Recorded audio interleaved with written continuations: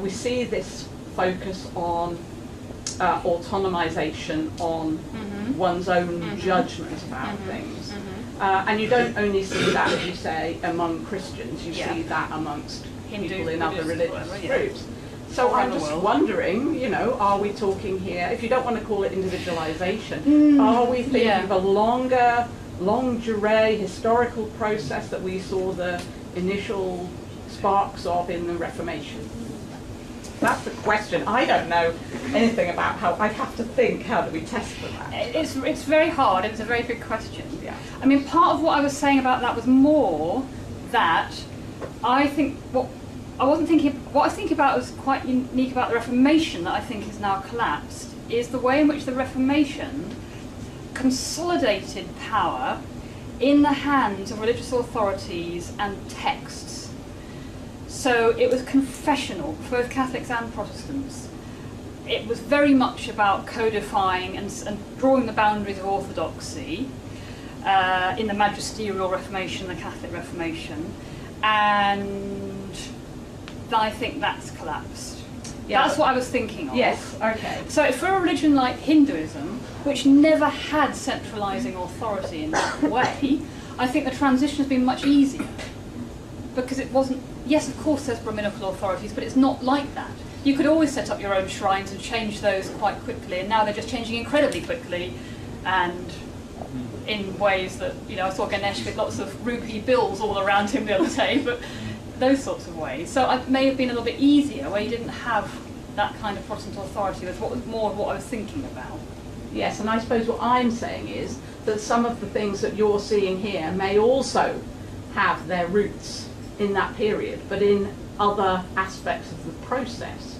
But I am not a historian, so I'm not a good person to make that judgment, but it would be very interesting to hear from some people who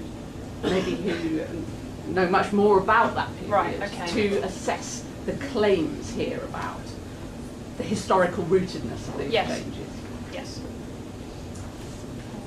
Well, I think she was there, or you're keeping track. Susan, did you want to say something? Yeah. You had your hand up at one point and I acknowledged you. Two things first. Is this published or will it be? No, it's not. I don't know. Okay, secondly, I wasn't sure, when you talked about the relative power influence of old bureaucratic authority versus new charismatic, I don't see why it would be different today than it has been throughout history. You know, when you read The Pursuit of the Millennium by Roman Cohen, or there are always periods where people turned away from the priests and renegade priests. And you know, you have the complex patterns of the institutionalization of charisma in Judaism, and, you know, the rabbis, and of course the Mormon Church, you have always a prophet. So how can you make a statement like that? Or how is it different today than it's always been, I suppose? Yeah, I mean, I absolutely take the point that at periods of massive social upheaval, all those things came out, not generally at the time, and so maybe we're just living in a period of, and I gave some reasons why, you know, very, very significant changes have taken place that throw things up.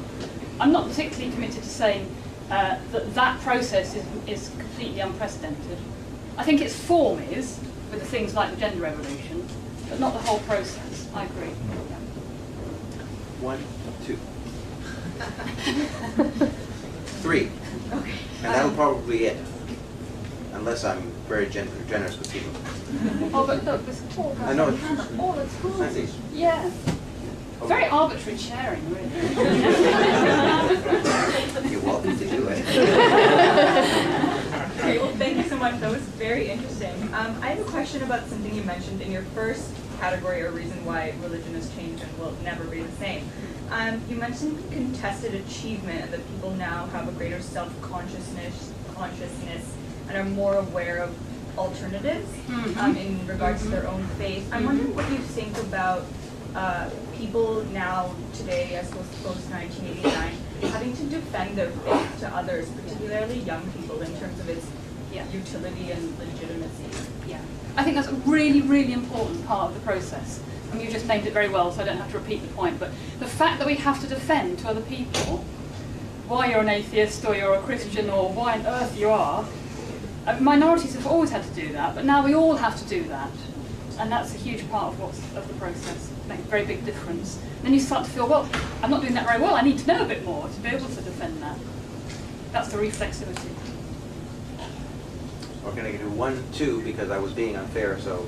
So you mentioned at the beginning a long process over a century. I'm just curious if you've read The Pagan Christ, because it sort of provides that sort of historian's perspective on the long process of change that has been occurring since the birth of Christianity right to where we are right now. It's a brilliant novel. Okay. I think that might be a good reference. Thank you. That's a question and sort of a comment on my own trying to put this together as I listened to you. And what I was getting a sense of, first of all, is that there's been a great deregulation. Yeah, it's a good word.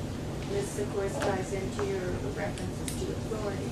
There's nobody enforcing this, in some religious denominations. Of course, there is still a kind of moral enforcement, moral intimidation. That's something that went to Islam, it's violently. But a deregulation is the authority isn't there to impose a point of view. There were times in Christianity where the state went to enforce dogma or a particular way of life. And so what we're seeing is this great proliferation of all sorts of varieties of practices and law and beliefs and so forth. And my own first exposure to this, I guess, was in the 80s when you know this unique spirituality. And I think what on earth is this? Speak up. What on earth is this form of spiritualism and so on and so forth? In New Age, yeah. Yeah. So where is this all going to go? Deregulation is a very good word. I think it's a very good word of what's happening. Partly no one can control it once you have the internet and you have those resources. You can't control it. But the fact that everyone's trying, authorities are trying terribly hard to regulate, both political authorities and religious ones. I mean, the last Pope John Paul II issued more statements than all the other popes put together. It's like this desperate attempt to regulate again, but it's not working. But governments also trying to regulate diversity and so on. So you've got both things going on. Good word. We're kind of near at the end of our time, so unless there's there's someone over here who's going to have an apoplectic fit. So you're the last one. Yes. Thank you, dear. Good to see you. I just have a question because at the beginning you mentioned that this is a lot happening around the world, but your data's from Britain, so I'll just ask about the UK. It seems that this is working quite well with Catholicism and Protestantism, and perhaps within Judaism as well. But what about what's probably the fastest growing religion in the UK, and that's Islam? Are you seeing the same things there? Split.